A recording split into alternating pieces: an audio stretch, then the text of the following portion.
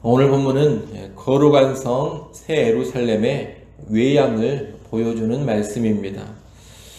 먼저 할 것은 어제 말씀드린 것처럼 이 거룩한 성 예루살렘은 종말에 완성될 교회를 상징한다는 것입니다. 일단 9절에 보면 천사가 사도 요한에게 말하기를 내가 신부 곧 어린 양의 아내를 너에게 보이리라고 합니다. 여러분도 잘 아시는 것처럼 신부 곧 어린 양의 아내는 성경에서 교회를 가리키는 표현입니다. 그런데 신부 곧 어린 양의 아내를 너에게 보이리라 하고서 10절 말씀으로 가보면 하늘에서 내려오는 거룩한 성 예루살렘을 보여줬다고 합니다. 여기서 무엇을 알 수 있습니까? 신부 곧 어린 양의 아내가 하늘에서 내려오는 거룩한 성 예루살렘이라는 겁니다.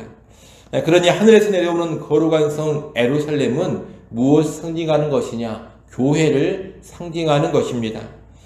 그런데 이 교회는 마지막 날에 하늘에서 내려오는 교회입니다. 이 말은 재림의 날에 완전해진 교회, 완전히 영화롭게 된 교회라는 의미입니다.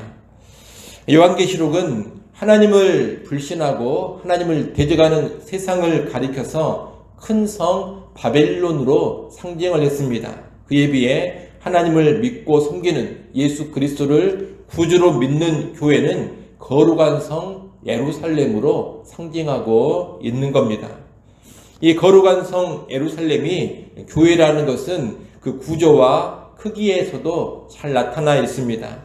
12절로 14절에 보면 거룩한 성 예루살렘은 크고 높은 성곽이 있고 성곽에는 12기초석이 있는데 그 위에 12사도의 이름이 기록되어져 있습니다.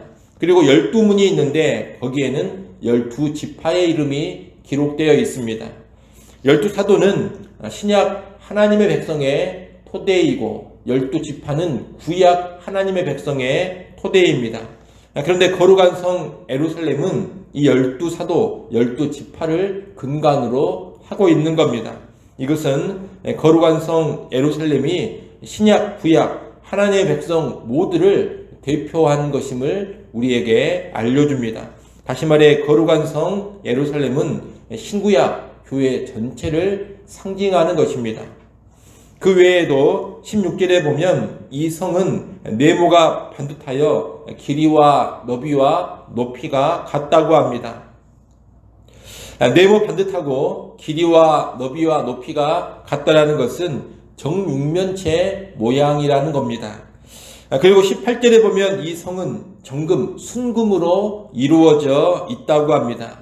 거룩한 성 예루살렘은 한마디로 정금으로, 순금으로 이루어진 정육면체 모양인 것입니다. 그런데 정금으로 이루어진 정육면체 하면 무엇이 떠오르게 되느냐? 구약 성전의 지성소가 떠오르게 됩니다. 구약 건물 성전의 지성소가 길이와 너비와 높이가 모두 같은 정육면체 모양이기 때문입니다.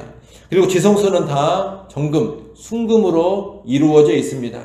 이를 보면 거룩한 성 예루살렘은 곧 지성소와 같다라는 것을 알 수가 있습니다. 그런데 신약 시대에 하나님의 임재가 있는 지성소는 어디냐? 다른 곳이 아닙니다. 바로 예수 믿는 성도들, 교회가 곧 하나님이 임재하시는 지성소인 겁니다. 또 16, 17절에서 이 성을 측량한 것을 보면 성의 한 변의 길이는 12,000 스타디온입니다. 그리고 성곽을 측량하니 144규빗입니다. 12,000 스타디온은 12 곱하기 1000으로 이루어진 숫자이고 144규빗은 12 곱하기 12로 이루어진 숫자입니다. 그리고 우리가 앞에서 본 것처럼 성곽에는 12기초석이 있고 12문이 있습니다. 이것을 보면 거룩한 성 예루살렘은 모두 12라는 숫자로 이루어져 있다는 것을 알 수가 있습니다. 여러분 요한계시록에서 12는 언제나 하나님의 백성의 수, 교회의 수입니다.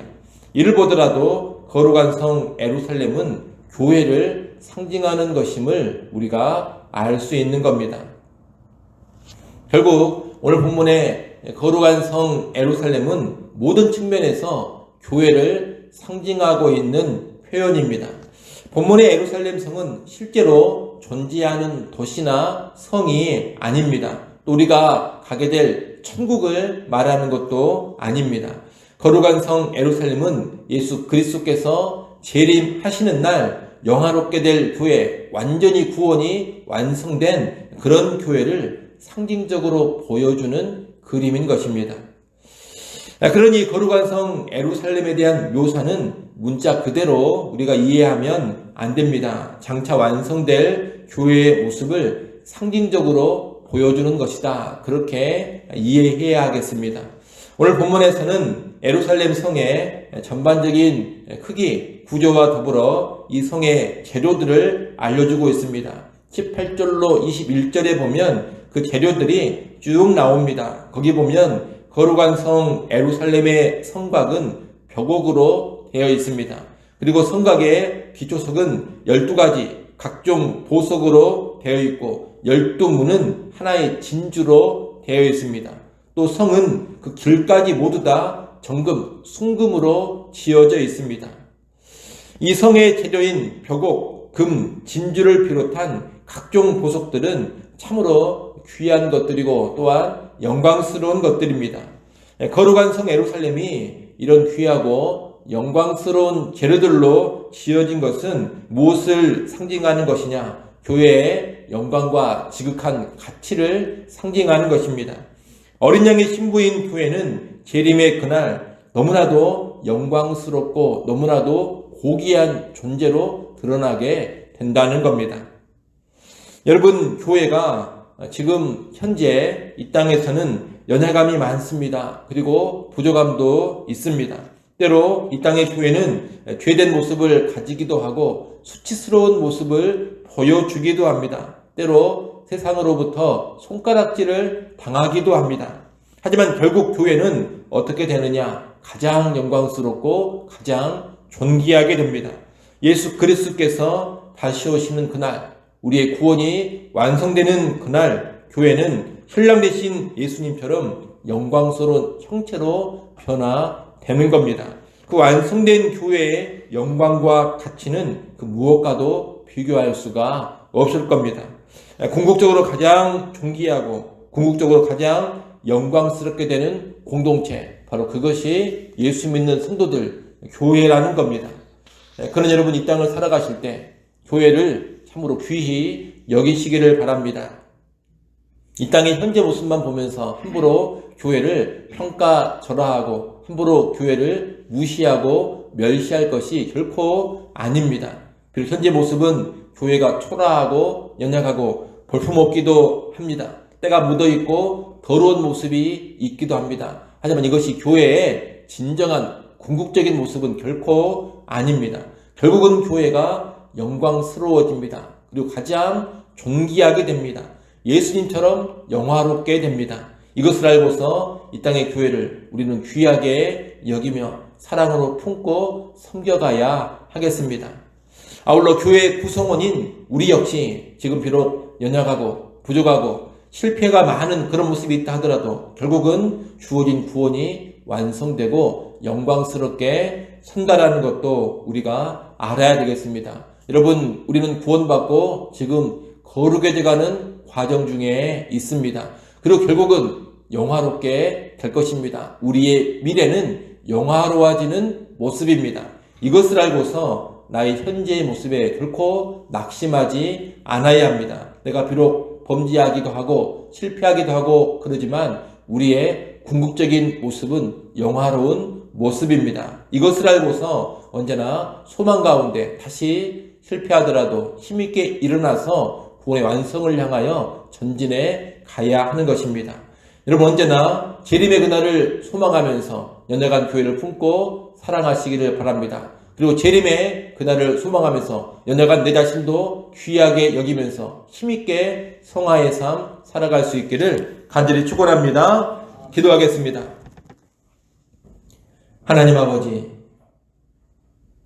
교회가 비록 이 땅에서는 연약함이 많고 부족함이 많이 있지만 예수님께서 다시 오시는 재림의 그날 가장 영광스럽게 되고 가장 고귀한 공동체가 된다는 것을 분명히 알게 하여 주옵소서. 우리 교회의 미래의 모습 또한 믿는 성도인 나의 미래의 모습이 바로 거룩한 성 예루살렘 같은 모습이라는 것을 깨닫게 하여 주시어서 이 땅을 살아갈 때 교회의 일감 중에도 교회를 사랑하게 하시고 교회를 품게 하시고 교회를 뜨겁게 섬겨가게 하여 주옵소서. 또 나의 부족하고 연약한 모습을 보더라도 그 모습으로 낭망하거나 좌절하지 않게 하시고 결국 예수님처럼 영화롭게 될 나의 모습을 소망하며 실패하더라도 범죄하더라도 다시금 일어나서 거룩의 삶에 매진케 하여 주옵소서. 오늘 하루를 살아갈 때에도 재림의 소망, 영화의 소망 가운데 살아가게 하여 주옵소서.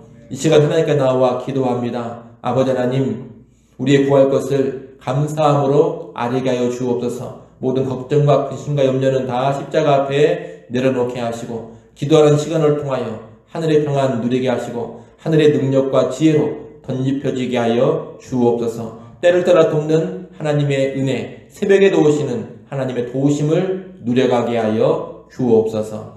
예수님의 이름으로 기도드리옵나이다. 아멘.